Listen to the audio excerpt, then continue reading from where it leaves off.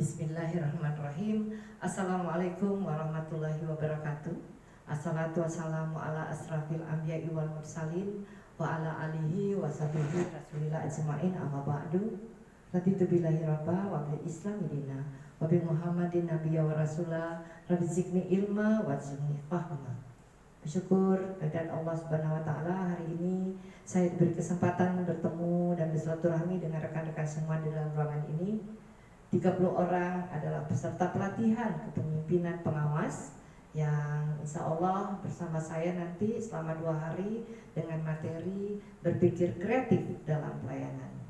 Saya yakin rekan-rekan sudah mendapatkan penjelasan apa dasar dari pelatihan ini. Tentu rekan-rekan sudah mendengarkan informasi itu. Baik, saya ulang lagi bahwa dasar hukum dalam proses pelatihan kepemimpinan pengawas ini adalah satu diantaranya Undang-Undang Nomor 5 Tahun 2014 tentang berpikir tentang aparatur sipil negara. Kemudian Peraturan Pemerintah Nomor 11 Tahun 2017 tentang manajemen pegawai negeri sipil. Selanjutnya Peraturan Kepala Lembaga Administrasi Negara Nomor 15 tahun 2019 tentang pelatihan kepemimpinan pengawas. Selanjutnya dilengkapi lagi dengan keputusan Kepala Lembaga Administrasi Negara nomor 1005 dan nomor 1006 tentang pedoman serta kurikulum pelaksanaan pelatihan ini. Saya Empung Megasari adalah Wideswara BPSDM Provinsi Riau, hari ini bertugas sebagai fasilitator bersama rekan-rekan saya sebanyak 30 orang, rekan-rekan dari berbagai instansi. Untuk itu saya sangat bangga kesempatan ini yang mungkin tidak semua orang mendapatkan posisi menjadi fasilitator dalam kelas ini. Untuk itu mari sama-sama kita sepakati dulu, karena saya yakin semua adalah orang-orang dewasa yang biasa memberikan pemahaman-pemahaman yang positif, dan kita selalu membangkitkan energi kita dengan energi positif. Untuk itu saya yakin di sini adalah orang-orang yang cerdas. Saya akan menggiring dengan salam cerdas untuk kita semua. Oke, kalau saya bilang salam cerdas, jawabnya untuk kita semua. Salam cerdas untuk kita semua. Ini adalah hal-hal yang boleh selalu kita biasakan karena kita sudah memerintahkan hal yang positif.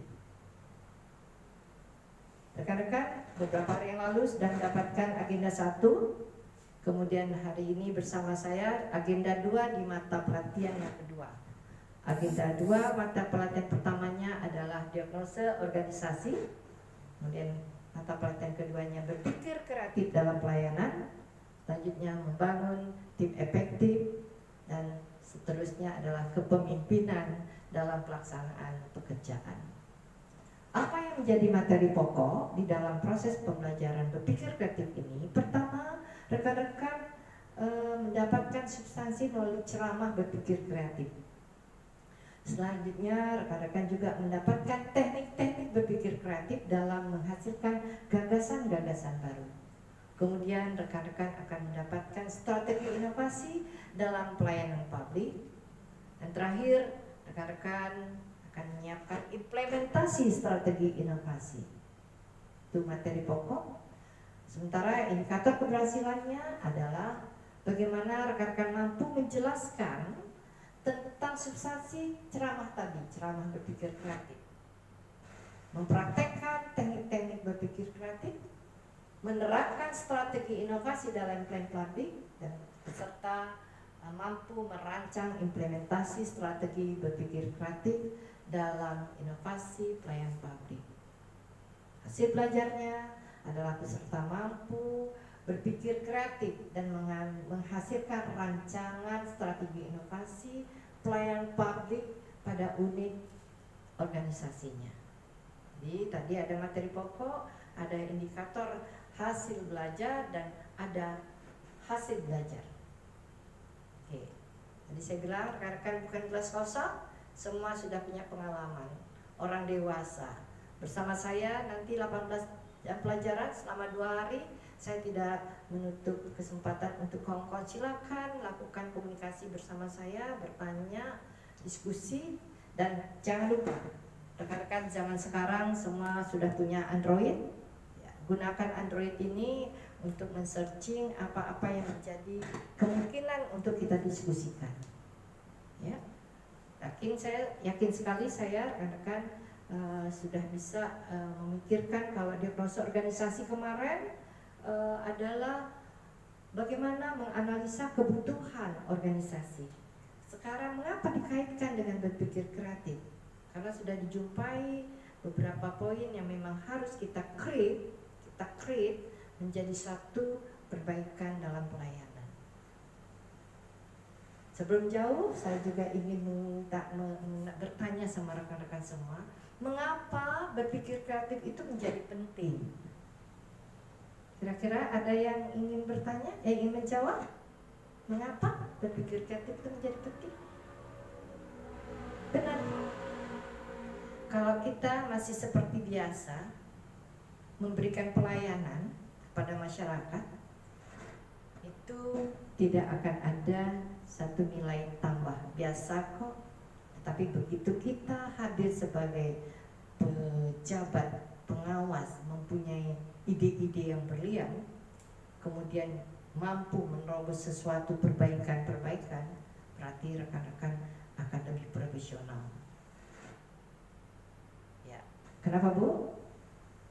Oh iya, nanti kita akan cari tahu apa ciri-ciri orang kreatif, kemudian bagaimana mereka menemukan kreativitas itu. Kemudian mereka juga akan tahu bagaimana tahapan-tahapan proses berkreativitas. Untuk itu saya ajak rekan-rekan semua melalui ketua kelas, silakan bantu saya untuk bagi kelompok atau langsung saja sesuai dengan posisi duduk ini. Udah ada 6 meja, berarti 5 orang. Atau kita acak. Saya serahkan kepada ketua kelas, silakan bagi kelompok menjadi 5. Kelompok pertama, tolong cari tahu ciri-ciri orang yang kreatif. Ya, catat ya, ciri-ciri orang yang kreatif. Kedua, proses atau tahapan-tahapan untuk melakukan kreativitas. Yang ketiga, apa yang menjadi pemicu dalam kita berkreativitas. Yang keempat adalah hambatan dari proses berkreativitas. Yang kelima, bagaimana teman-teman mencari tahu apa beda berpikir kreatif dengan berpikir kritis. Selanjutnya, kelompok keenam adalah teknik-teknik berpikir kreatif. Untuk itu saya berikan waktu, silakan kawan-kawan mengemas. Kalau kawan-kawan mengayakan, rekan-rekan mau mengayakan informasi tersebut, jangan lupa gunakan Android tadi. Ya, waktu saya serahkan, sebentar lagi nanti saya akan. Rekan-rekan, setelah itu nanti saya juga akan mengajak rekan-rekan melihat film. Bagaimana seseorang melakukan kreativitas sehingga menjadikan pelayanan untuk organisasinya menjadi lebih bagus, ya. Oke. Karena kawan-kawan adalah orang dewasa, metode-metode seperti ini saya pikir sangat memudahkan untuk kita berdiskusi. Nanti setelah itu saya juga akan mengajak kawan-kawan mengapa rekan-rekan perlu melakukan tindakan-tindakan lebih cepat dan tepat, karena masyarakat memang sudah membutuhkan. Untuk itu jangan lupa para pejabat pengawas harus mampu mengajak stafnya bekerja bersama-sama, karena tanpa staf kita tidak akan mampu melakukan pekerjaan itu sendiri. Kenapa Bu? Kenapa? Oh, ada stafnya yang malas-malasan Bu. Yang malas-malasan. Apalagi kendala yang lain? Tak tahu tugas. Apalagi? menunggu perintah. Nah, disinilah Bapak dan Ibu, rekan-rekan, apa yang menjadi kendala dari Ibu tadi, kemudian Bapak-Bapak yang lain, kita jumpai rekan-rekan staf kita itu yang bermalas-malasan menunggu perintah, tak tahu bekerja. Itu tantangan bagi kita seorang pemimpin. Kita harus mampu mengajak mereka menjadi bagian dari bagaimana melakukan perbaikan-perbaikan dalam organisasi ini, dengan kita mengajak mereka bekerja, mengeluarkan ide-ide, kemudian kita ramu untuk perbaikan. Kata almarhum Dr. Tenas Effendi, budayawan Riau, beliau menyebutkan bahwa pemimpin itu adalah orang yang ditinggikan seranting, didulukan selangkah. Artinya apa? Kita harus menjadi orang yang lebih daripada yang biasa-biasa. Dengan catatan ditinggikan seranting tapi masih mampu dijangkau. Didulukan selangkah tapi masih bersama-sama.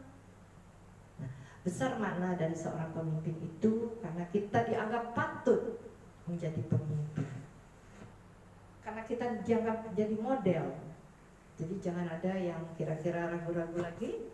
Tugas tadi saya minta tolong dikemas baik-baik menjadi bahagian dari proses pembelajaran kita hari ini. Sebelum saya tutup, saya inginkan kawan-kawan mengoreksi tadi apa yang kira-kira belum jelas. Ingat ya, kalau masih ada yang merasa kurang jelas, tolong informasikan ke saya, dan saya juga membuka peluang untuk Bapak dan Ibu berkomunikasi melalui telepon seperti yang saya kenakan tadi. Nomor telepon saya yang sudah ada, silakan gunakan dengan baik. Baik, boleh saya akhiri? Kekurangan-kekurangan dalam penyampaian tadi itu adalah milik saya sebagai hamba Allah. Kelebihan-kelebihan yang kawan-kawan rasakan adalah milik ilahi Rabbi. Akhirul kalam, billahi taufiq wal hidayah. Wassalamualaikum warahmatullahi wabarakatuh.